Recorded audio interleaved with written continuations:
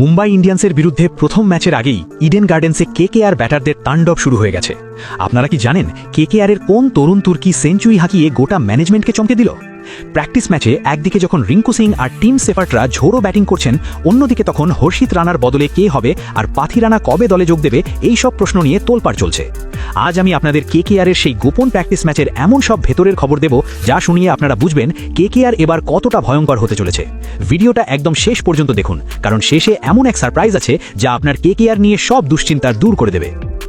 বন্ধুরা, আপনারা যদি কলকাতা নাইট রাইডার্সের সত্যিকারের ফ্যান হয়ে থাকেন আর কেকেআরকে মন থেকে ভালোবেসে থাকেন, তবে এখনই ভিডিওটিতে একটা লাইক দিয়ে দিন আর কমেন্টে ঝটপট লিখে ফেলুন কেকেআর।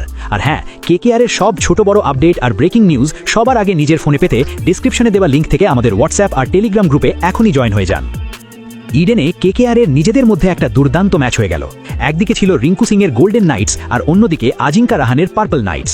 গোল্ডেন নাইটস প্রথমে ব্যাট করে 199 রান তোলে। ওপেন করতে নেমে রাচিন রবীন্দ্রা তাড়াতাড়ি আউট হলেও নিউজিল্যান্ডের টিম সেফার্ট যা খেলল না, মাত্র 24 বলে 40 রান। তার পাওয়ার প্লেতে ব্যাটিং দেখে মনে হচ্ছিল যেন বোলারদের নিয়ে ছেলে খেলা করছে। ভাবুন তো, যদি ফিন অ্যালেন আর টিম সেফার্ট একসঙ্গে ওপেন করে তবে পাওয়ার প্লেতেই তো 70-80 রান উঠে যাবে। যদিও 4 জন বিদেশি নিয়মের জন্য সেটা কতটা সম্ভব হবে তা নিয়ে ম্যানেজমেন্ট ভাবছে, তবে সেফার্ট কিন্তু নিজের দাবিটা জোরালোভাবে জানিয়ে রেখেছে। শুধু সেফার্টই নয়, সার্থক রঞ্জন 16 বলে 37 আর ক্যাপ্টেন রিঙ্কু সিং 25 বলে 40 রানের ঝোড়ো ইনিংস খেলেছেন।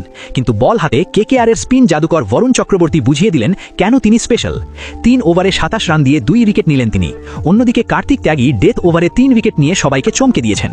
উমরান মালিক অবশ্য একটু বেশি রান দিয়ে ফেলেছেন, যা একটু চিন্তার। অনুকূল রায়ও অলরাউন্ডার হিসেবে খুব ভালো পারফরমেন্স করেছেন। কিন্তু আসল চমকটা ছিল রান তাড়া করার সময়। 200 রান তাড়া করতে নেমে যখন রাহানে আর ফিন অ্যালেন দ্রুত ফিরে গেলেন, তখন হাল ধরলেন তরুণ অঙ্গকৃশ রঘুবংশী।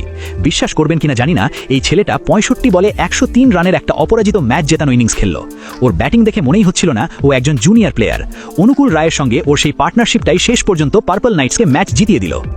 এবার আসি সব থেকে বড় প্রশ্নে, হর্ষিত রানার বদলে কে আসছে? প্রেস কনফারেন্সে কোচ জানিয়েছেন যে 29শে মার্চ মুম্বাই ম্যাচের আগেই আমরা সেই নামটা জানতে পারবো।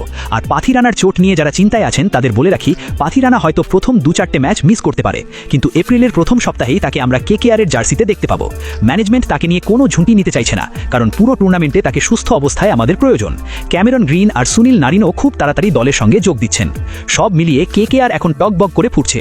ওপেনিংয়ে সেফার্ট আসবে না ফিন অ্যালেন নাকি রাহানে, এই ধোঁয়াশা থাকলেও প্লেয়ারদের ফর্ম কিন্তু আমাদের মনে ভরসা দিচ্ছে। আপনারা কি মনে করেন, রঘুবংশীর এই সেঞ্চুরির পর ওকে কি প্রথম ম্যাচেই খেলানো উচিত? আর সেফার্ট না ফিন অ্যালেন, কাকে ওপেনিংয়ে দেখতে চান? কমেন্ট করে অবশ্যই জানান। ভিডিওটা ভালো লাগলে সাবস্ক্রাইব করে আমাদের পাশেই থাকুন। দেখা হচ্ছে পরের ভিডিওতে।